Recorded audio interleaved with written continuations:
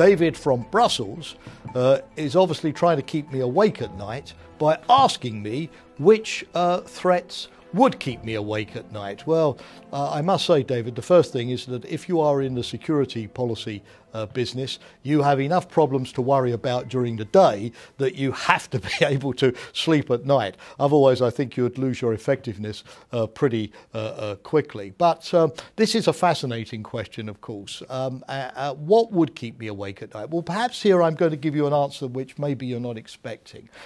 You probably expect me to talk about terrorists acquiring access to weapons of mass destruction.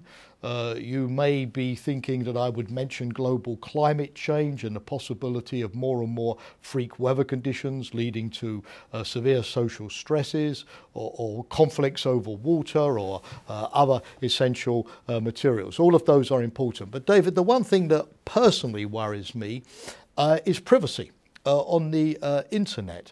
I think the internet has been a fantastic tool of human emancipation in the commercial sense. You know, all of these farmers in Africa who can now use access to the internet to plot weather conditions and find the markets with the best prices, the way in which your generation, more so than my generation, has used it to pursue social contacts and social media, to acquire information when I had to sort of go to the library and look up books to find that information. You can do it in a couple of seconds. We all know that the internet, 2 billion people now are online, has been a wonderful tool of human development. But we're also now seeing another side to it. For example, big data, the ability of intelligence services, let's be frank, even private sector companies to vacuum clean vast amounts of data about you and even predict how you're going to behave. The difficulty in preserving privacy and anonymity on the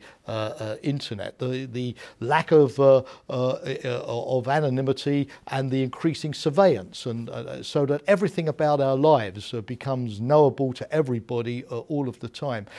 I think we're at a turning point where we need now to find a balance between security, which is key, because if the internet's not secure, nobody will trust it, nobody will use it, it will not achieve its potential as a tool of economic growth and political and social emancipation. So we need security, but it cannot be at the price of privacy, because without privacy and the ability to preserve your integrity, to control your data, to know where your data is going, then there can be no democracy in the long run, and therefore no personal freedom. I think this is going to be the greatest challenge for your generation, to figure out this type of compromise, and there's still time to do it before we get into a situation where big data creates an Orwellian universe where to survive, to live, you will be forced to give up more and more secrets about your identity, and companies, governments, whatever,